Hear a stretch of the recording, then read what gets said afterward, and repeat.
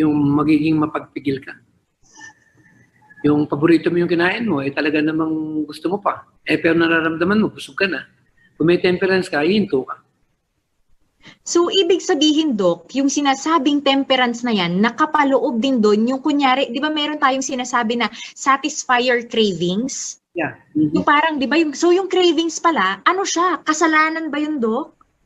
Hindi naman. To be honest with you, the reasons why we are being affected with this wrong habit of eating, mainly because we are not eating right.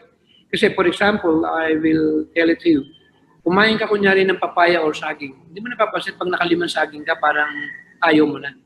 Kasi sasabihin ng katawan mo, enough na, I got enough. No need. Pero kumain ka ng pakwan na lang. Pag kumain ka ng mga 4 na slice na pakwan, ramdam mo agad busog ka. Pero kumain ka ng isang platong kanin, masarap yung ulam,